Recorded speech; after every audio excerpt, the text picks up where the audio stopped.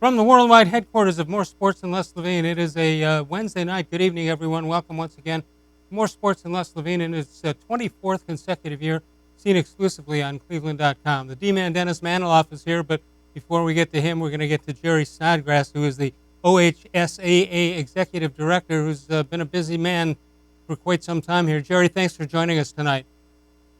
Thank you very much. And from the voice of reason and truth right there, you said it in a nutshell of all the things we're facing. All right, it's truth and reason, not Ruth and reason. That's true. That's true. That's okay. All right, lots to get to here. We're going to get Dennis Maniloff in here shortly. But, Jerry, it's been a tough year for everybody involved in schools and athletics and everybody else. And I think you guys have handled it pretty as well as you can do. Well, thank you very much, because just as you said, the concern about those players, concern about the umpires, concern about the fans, all of those things enter in. And, I don't like to say wait till next year either, but when it's the health and safety of kids and all those people, umpires and everybody, that has to enter into the picture. Yeah, my grandson is just getting into track for the first time, and he's going to miss out on that. And I can multiply that all over the state of Ohio, and you got a problem that you've dealt very well with. All right, we know for the rest of this year, the spring sports, unfortunately, they are done. But next year, what can we say about football and about whatever else there is that you have to deal with? What goes into that decision, and what can we expect? And what's so challenging right now, as it is for anybody, I'm a former coach, and I think coaches identify with this. We're control freaks. We like to be in control, and we're just not in control of all the things that face us in the next coming months. So the best that we can say is literally, like Major League Baseball and everybody else, we're planning for every single case scenario that exists. We're hopeful, obviously, that we start on time.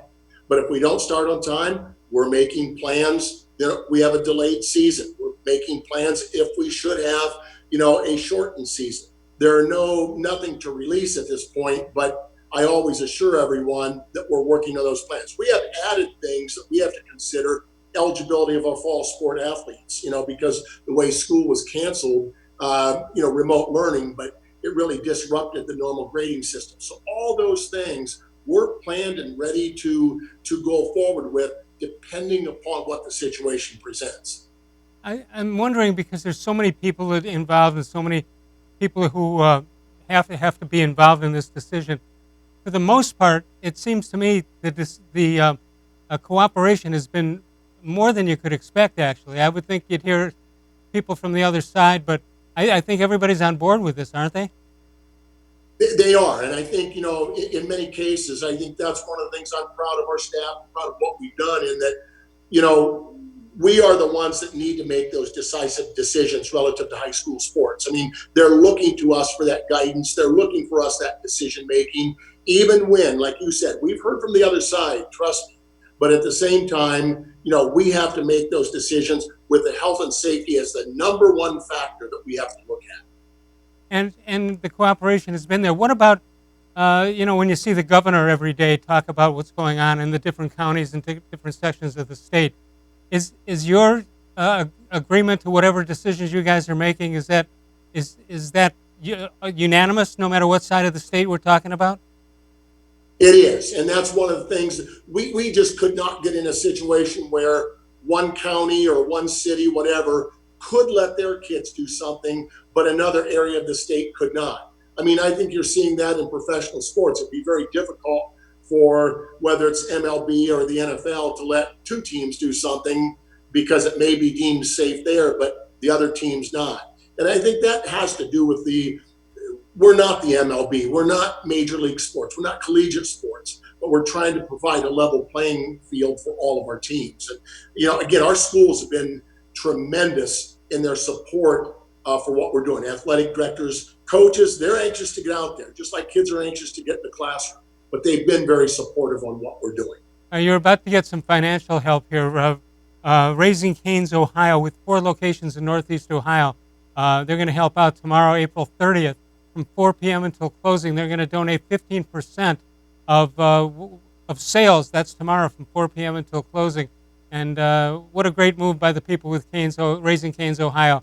It's terrific, and you need support like that. And and our thanks go out to them. Jerry, if you have anything else that needs to be added, I'd be happy to hear it.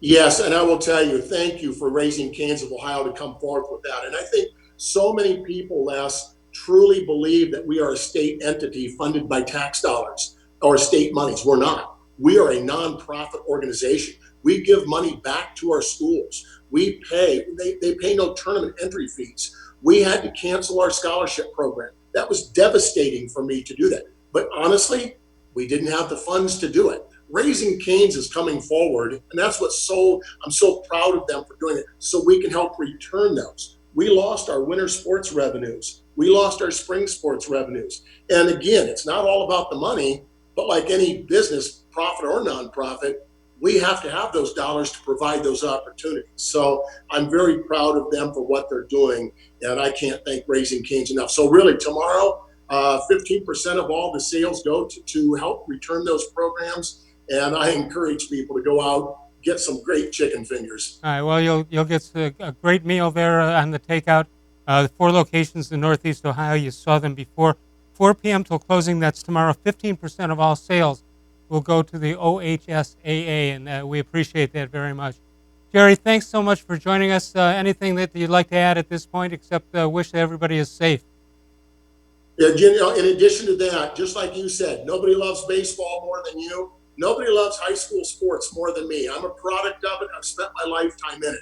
Our kids hopefully need to understand I want it back as bad as they do, but I won't compromise their health, safety of all the people involved. So thank you for having us on and helping to tell our story and help get us back. Very good. Jerry Snodgrass is the OHSAA Executive Director. We appreciate his time tonight, and also to Raising Canes, Ohio, with their 4 locations in Northeast Ohio.